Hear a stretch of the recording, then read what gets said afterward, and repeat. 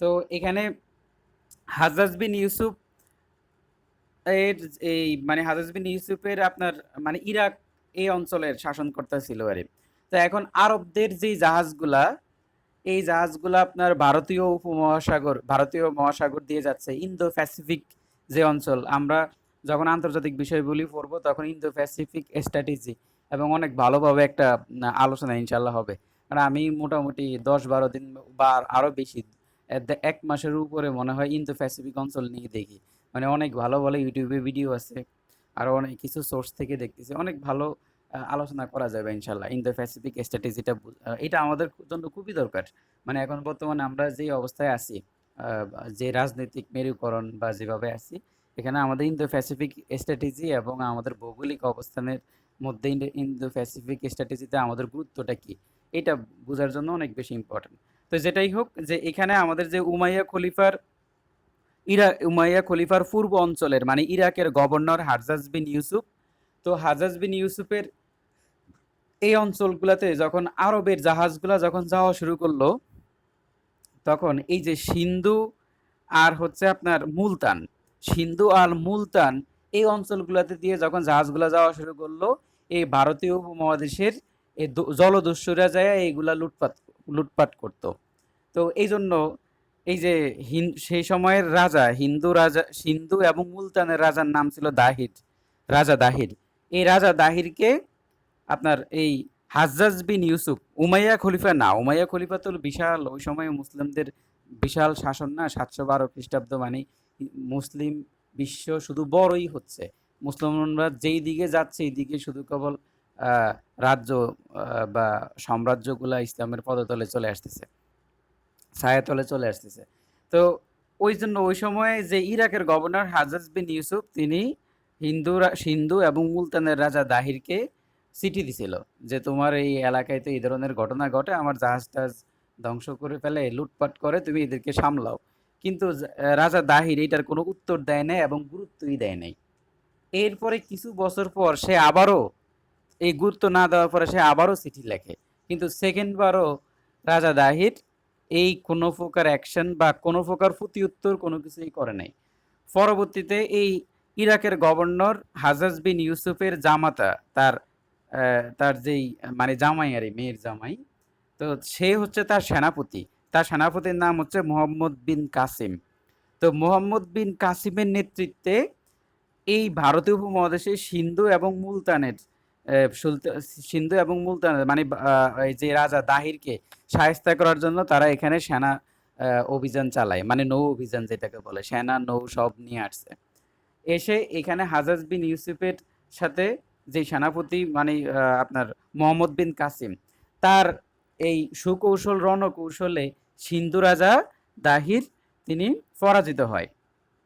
তো সিন্ধু জয়ের কিছুদিন পর এই যে আমাদের এরপরে পরাজিত হওয়ার পরে তারপরে আপনার মানে এখানে আপনার মানে ইসলামী একটা বিজয় হয়। কিন্তু এখানে যে আমাদের আহ, ওনার নাম জানি কি বললাম, যে মোহাম্মদ বিন কাসিম, উনি কিন্তু কোনো সাম্রাজ্য প্রতিষ্ঠা করে নাই, জাস্ট হিন্দু রাজা দাহিরকে শিক্ষা দেওয়ার জন্য এই কাজটা হয়েছিল। এই হচ্ছে সর্বপ্রথম উপমহাদেশে মুসলমানদের আগমন। এখন হাজ্জাজ বিন ইউসুফ হচ্ছে উনি উনি কোরআন শরীফের জের জবর পেশ যেটা, এটা যুক্ত করছে, মানে খুব উচ্চমানের একজন মানুষ। এবং তার যেই জামাতা ছিল মোহাম্মদ বিন কাসিম, তার বয়স ছিল মাত্র 17 বছর।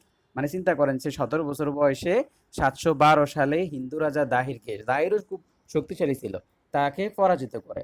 তো এরপর এরপর সে এই যে উমাইয়া খলিফা যে ছিল, উনি আরেকজন ছিল। তো উনি আবার এই মোহাম্মদ বিন কাসিমকে ডেকে নিয়ে গেছে, ডেকে নিয়ে ওনার কোন একটা অপরাধে তাকে আবার শাস্তি টাস্তি দিছে। তো যেহেতু এখানে পরে মোহাম্মদ বিন কাসিমের অকাল মৃত্যু হয়, যার ফলে এই যে যেই যুদ্ধটা হইল বা এখানে যে আরবরা যে আইসা সিন্ধু এবং মুলতান জয় করলো, এইটার আসলে এখানে তারা কোনো সাম্রাজ্য প্রতিষ্ঠা করে নাই। তো গেল। এরপরে এবার হিন্দু রাজা দাহির সহকারে আরো যারা আছে উপমহাদেশে হিন্দুরা, ওরা নিজেদের মতো করেই রাজ্য বিস্তার শুরু করলো, রাজ্য চালানো শুরু করলো। এরপর আপনার সুলতান মাহমুদ ভারতবর্ষ আক্রমণ করে 17 বার। উনি সুলতান মাহমুদ গজনির সুলতান আফগানিস্তানের এই অঞ্চলটা। তো গজনি সুলতানের মধ্যে সুলতান মাহমুদ 1000 থেকে 1030 সালের মধ্যে 17 বার ভারত আক্রমণ করে। তো এর মধ্যে যেই আক্রমণটা গুরুত্বপূর্ণ, খুবই গুরুত্বপূর্ণ, যেটা পরীক্ষায় আসার সম্ভাবনা আছে, সেটা হচ্ছে উনি 1026 সালে আপনার গুজরাটের সোমনাথ যেই মন্দির, সেই সোমনাথ মন্দিরটাকে উনি লুণ্ঠন করে। মানে সোমনাথ মন্দির থেকে আপনার প্রচুর সোনা দানা যা যা আছে এগুলা সব নিয়ে গেছে। তার 16তম অভিযানে এই ঘটনাটা ঘটে। 16তম অভিযানে তিনি আপনার সোমনাথ মন্দির আক্রমণ করে নিয়ে গেছে। তার মানে ওনার উদ্দেশ্য ছিল ভারতবর্ষ আক্রমণ করে এখান থেকে মানে সোনা দানা বা ধনরত্নগুলা নিয়ে যাওয়া। এখানে উনি ইসলাম মানে মুসলিম শাসন উনি এখানে প্রতিষ্ঠা করতে চায় নাই। তো আমি শুরুতেই বলি যে এখানে আসলে যে মুসলমান শাসকরা যারাই এখানে এসে বাংলা শাসন করছে, ভারতীয় উপমহাদেশে শাসন করছে, ওরা ধর্ম পালনে মানে ওরা ইসলাম ধর্মে মানুষকে আসার জন্য কোনো চাপ প্রয়োগ করে নাই। এই জন্যই ওরা এত বছর ধরে শাসন করে মানে যাইতে পারছে, যেটা ওরা ধর্মীয় মূলনীতি, এটা আমি মনে করি মানছে, যে তারা আসলে অন্য অন্য যে ধর্মাবলম্বী ওদেরকে চাপ প্রয়োগ করে নাই মুসলিম মুসলিম হওয়ার জন্য। তাহলে এত মুসলিম হইলো কিভাবে? এত মুসলিম হওয়ার পিছনে কারণ হচ্ছে হিন্দুদের যেই নিম্ন বর্ণ যারা আছে বা হিন্দুরা বুঝলো যে না আসলে ইসলামই তো আমাদেরকে সমান অধিকার দিচ্ছে, মানুষ হিসেবে গণ্য করতেছে। তো এই জন্য ইসলামের সৌন্দর্য দেখে তারা আসলে মুসলমান ধর্ম গ্রহণ করছে। তো বলা হয় যদি ওই সময়ের শাসকরা যদি চাইতো যে আমরা ভিন্ন ধর্মাবলম্বী মতাবলম্বীর মত থাকবে না, তাহলে তো ওই সময় ভারতীয় উপমহাদেশে অমুসলিমদের একটা কানাকুটি মানে কি একটা টিকিও পাওয়া যেত না। কিন্তু ওরা এটা করে নাই। ওরা এখানে সবাইকে আরো মানে অন্যান্য ধর্মগুলাকে আপনার পালন করার সুযোগ দিছে। এটা আমরা সামনের দিকে ইতিহাস পড়লে আরো দেখবেন আজকে। তো এখন এখানে যে সোমনাথ মন্দির, তাহলে আমরা দেখলাম গজনির সুলতান মাহমুদ উনি সোমনাথ মন্দির আক্রমণ করে 16তম অভিযান, ওইটা হলো ওনার 16তম অভিযান। তার মানে উনি 1000 থেকে 1030 এর মধ্যে মোট 17 বার উনি অভিযান করছে। এর মধ্যে আপনার 1026 সালে গুজরাটের সোমনাথ মন্দির আক্রমণ করে ওখান থেকে তিনি সোনাদানা নিয়েছে। তো এইটা একটু স্ক্রিনশট দিয়ে নেন এই জায়গাটা, যে এই যে এখানে বলা আছে আমি যে কথাগুলো বললাম, পূর্বাঞ্চলের শাসনকর্তা সহযোগিতা হিন্দু বিজয় সম্ভব হয়, তিনি হিন্দু বিজয়ের নেতৃত্ব দেন মোহাম্মদ বিন কাসিম। প্রশ্ন আসতে পারে সিন্ধু বিজয়ের নেতৃত্ব কে দেন? মোহাম্মদ বিন কাসিম। এবার সুলতান মাহমুদ ভারতবর্ষ আক্রমণ করে 17 বার, এটাও বলা হয়েছে তিনি কোনো মুসলিম শাসন প্রতিষ্ঠা করে নাই। এবার হ্যাঁ স্লাইড চেঞ্জ করছেন কি? হ্যাঁ স্লাইড চেঞ্জ করছি। আমাদের এখানে স্লাইড চেঞ্জ হয় না ভাই। আচ্ছা আচ্ছা ঠিক আছে, তাহলে প্রথম পেজটাই আছে ভাই, যে উপমহাদেশে মুসলিমদের আগমন এই পর্যন্তই আছে। আচ্ছা আচ্ছা আমি নিয়ে আসতেছি স্লাইড।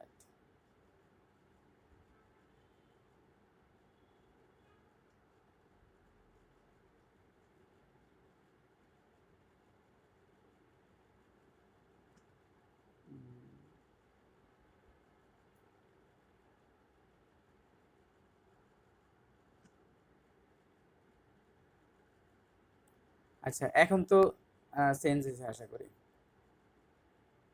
হ্যাঁ এই যে এই একটা স্ক্রিনশট নেন এটাতে, আর এরপর আরেকটা আছে দেখেন, এই যে এখানে একটা।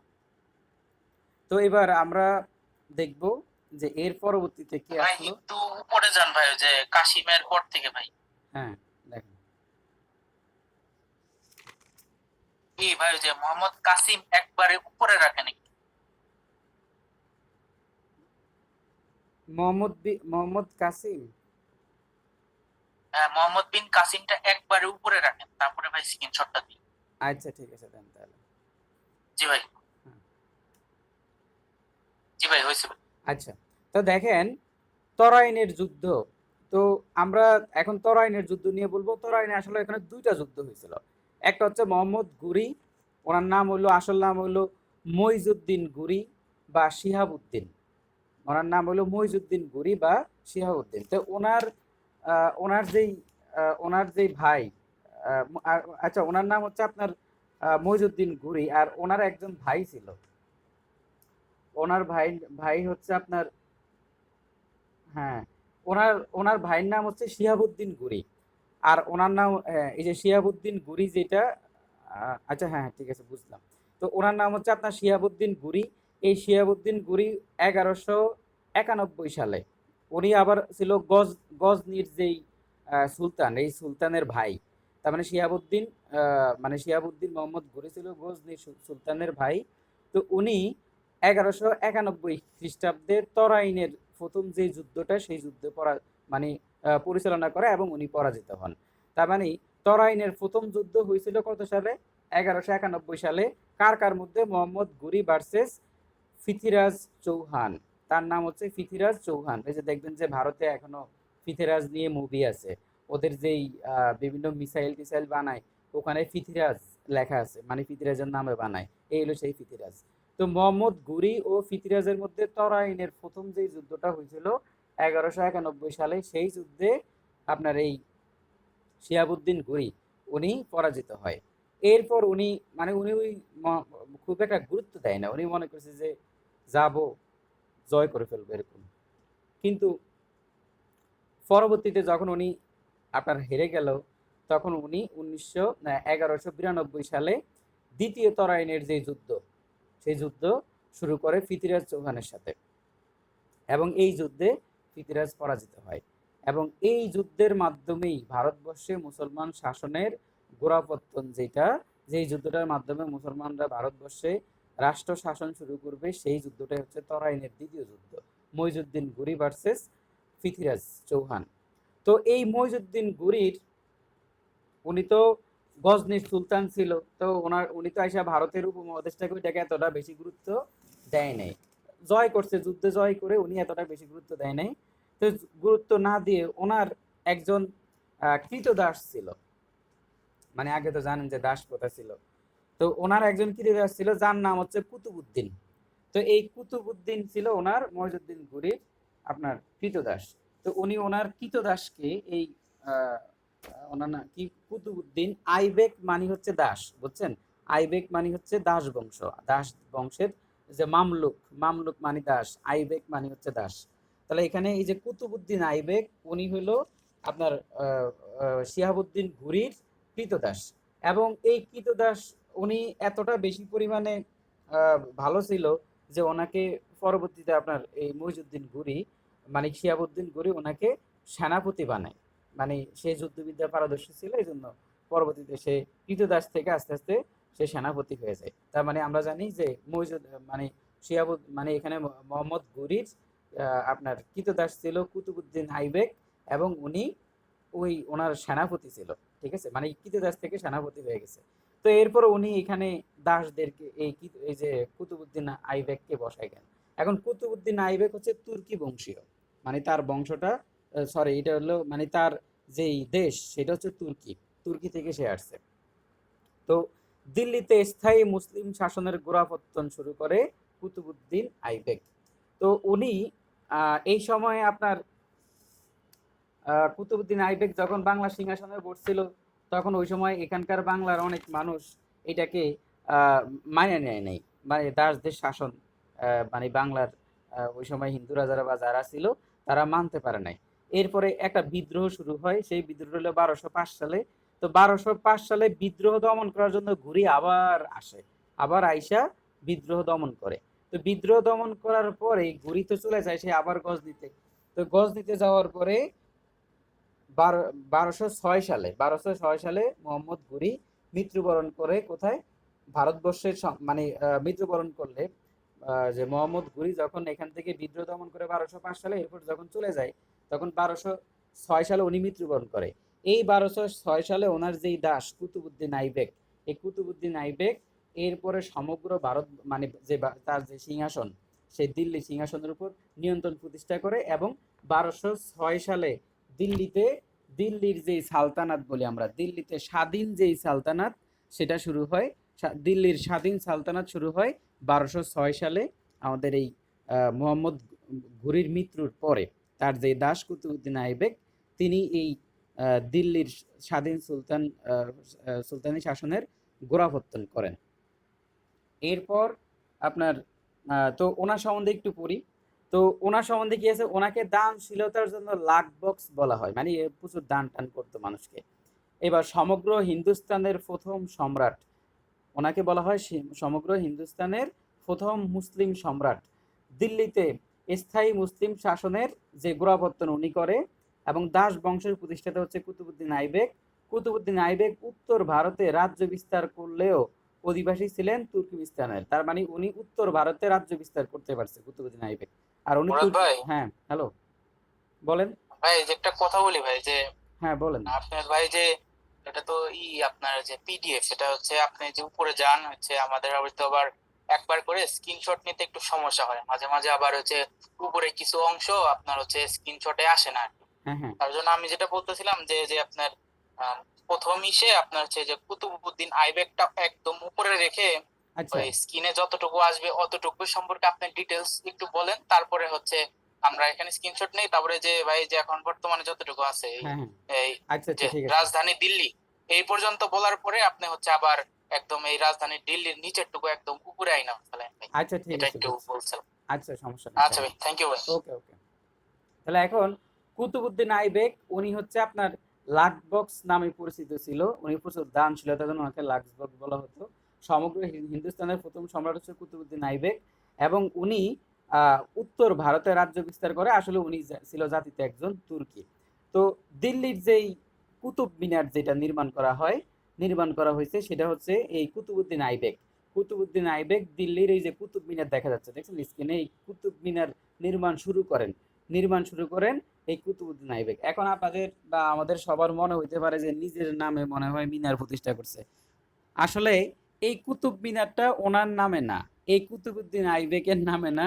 কুতুবউদ্দিন আরেকজন আছে, মানে আরেকজন আছে, শুনে হচ্ছে যে দিল্লির বিখ্যাত সাধক কুতুবউদ্দিন বখতিয়ার কাকির নামে। মানে বখতিয়ার কাকি, ওনার নাম হচ্ছে কুতুবউদ্দিন বখতিয়ার কাকি, উনি একজন সাধক ছিল। এই কুতুবউদ্দিন আইবেকের নামে নাম, বুঝছেন, কুতুবউদ্দিন আইবেকের নাম আর ওনার নাম একই। আসলে এই মিনারটা নির্মাণ করা হয়েছে সেই দিল্লির সাধক, সুফি সাধক কুতুবউদ্দিন বখতিয়ার কাকির নাম অনুসারে এই কুতুব মিনারটা নির্মাণ করা হয়। তো কুতুব মিনার প্রতিষ্ঠা করেন এই দাস বংশের কুতুবউদ্দিন আইবেক। তো দিল্লির স্বাধীন সুলতান, যেই সুলতানি আমল বা সালতানাত, সেটা নিয়ে আমরা একটু একটু একটু চোখ বলে দেখি যে এখানে কি কি আছে। তো এখানে আর কুতুবউদ্দিন নিয়ে আর কোনো ইয়ে নাই, আর কোনো তথ্য নাই, এবং তার মৃত্যু তো জানেন, এই 1210 সালে তার মৃত্যু হয়েছে। এটা নিয়ে আর মানে আর এখানে নতুন কোনো কিছু আর নাই। তো দিল্লির স্বাধীন সুলতানি শাসন যেটা, সেখানটা প্রতিষ্ঠিত হয়েছে 1206 সালে। আর স্বাধীন যে সালতানাত পতন ঘটছে 1526 সালে। ওই যে ইব্রাহিম লোদি, ইব্রাহিম লোদি আর হচ্ছে সম্রাট, আর হলো বাবরের মধ্যে পানিপথের যে প্রথম যুদ্ধ হয়েছিল, সেই যুদ্ধে আপনার ইব্রাহিম লোদি হারছিল, তখন দিল্লির স্বাধীন সালতানাতের পতন ঘটছে। তো আমরা এগুলো নিয়ে তো ভবিষ্যতে কথা বলবো। তো এখানে যে দিল্লির স্বাধীন সালতানাত প্রতিষ্ঠা হয়েছে 1206 সালে, আর স্বাধীন সালতানাতের পতন ঘটছে 1526 সালে। দিল্লির স্বাধীন সালতানাত টিকে ছিল 320 বছর, আর প্রতিষ্ঠা করছে কুতুবউদ্দিন আইবেক।